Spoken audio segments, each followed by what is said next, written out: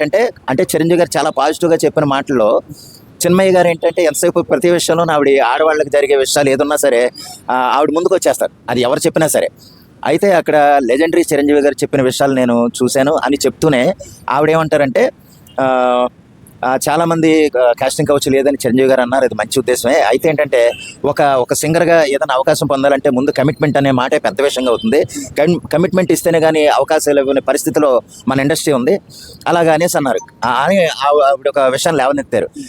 తమిళంలో ఒక యాక్టర్ గారు ఉన్నారు, లేదా ఒక డైరెక్టర్ గారు ఉన్నారు, ఒక సింగర్ ఉన్నారు, లేదా షావుకర్ జానకి, ఎవరెవరో ఏదో విషయాలు చెప్పుకొచ్చారు, వైజీ మహేంద్ర అని ఇలాగ చెప్పుకొచ్చి ఏంటంటే వాళ్ళందరూ కూడా అవకాశాల కోసం కమిట్మెంట్ అడిగి లేదా కమిట్మెంట్ ఇచ్చుకున్న ద్వారానే వాళ్ళు ముందుకెళ్ళారు అనేసి.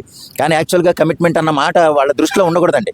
ఒక ఇండస్ట్రీకి వచ్చామన్నప్పుడు ఇండస్ట్రీ మీద నువ్వు సపోజ్ ఒక సింగర్గా వచ్చినప్పుడు సింగర్గానే నీ ఫోకస్ ఉండాలి. ఎంతవరకు నీవు ప్రాక్టీస్ చేస్తున్నావు, నీకు ఏ సాంగ్ వచ్చింది, దాన్ని ఎంత బాగా పాడేవన్న విషయంలో నీ ఫోకస్ ఉండాలి తప్ప ఎవరెవరు అవకాశాలు ఇస్తారా అంటే ఇక్కడ ఇంకొక నెగిటివ్గా మనం మాట్లాడితేనండి అలాగా కమిట్మెంట్ ఇచ్చే అవకాశాలు పొందే వాళ్ళు కూడా చాలామంది ఉన్నారు.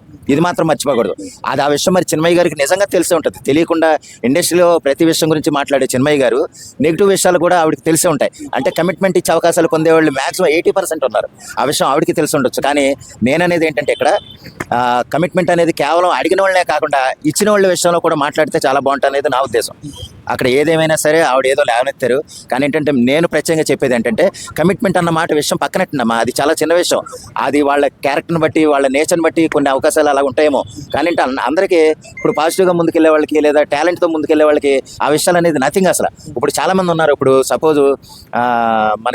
సపోజ్ మీరే ఉన్నారు చిన్మయ్యగా ఒక మంచి సింగర్, మిమ్మల్ని ఎవరైనా అడిగారా కమిట్మెంట్ అడిగారా? లేకపోతే ఎంతమంది కమిట్మెంట్ అడిగితే మీరు అన్ని పాటలు పాడగలిగారు? ఆ విషయం మీకు తెలుసు కదా. అందువల్ల ఏంటంటే కమిట్మెంట్ అనేది చాలా అంటే 1% విషయాన్ని మీరు అది మొత్తం ఇండస్ట్రీకి అంతా ఆపాదించి ఇండస్ట్రీ పరుగు తీయొద్దు అనేది నా మనవి. ఎలాగంటున్నానంటే ఓకే అది ప్రతి చోట ఉందమ్మా. మీరు అనుకున్నట్టు ఏదో 1% ఉంది కదా, దాన్ని ఏదో మీరు బురజాలన్న విషయంలో ప్రతి విషయంలోనూ మీరు ముందుకు వస్తున్నారు. అదేంటంటే ఆడవాళ్ళని స్త్రీలని ఉద్ధరించాలన్న విషయం అయితే మంచిదే. కానీ ఏంటంటే అది ప్రతి విషయంలోనూ జరగదు.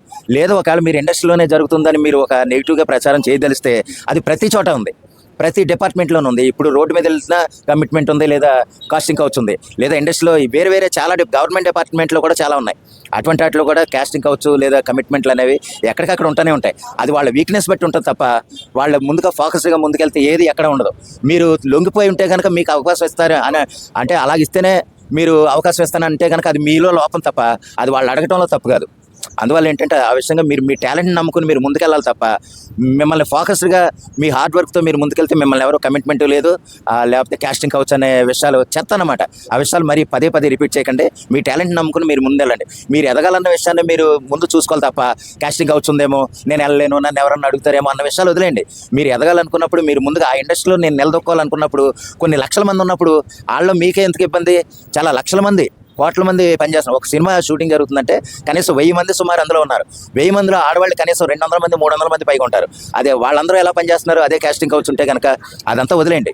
ఎందుకంటే మీరు ఫోకస్డ్గా ముందుకెళ్ళండి, మీ హార్డ్ వర్క్ నమ్ముకుని ముందుకెళ్ళండి, అంతే. అది చాలు. అంతకుమించి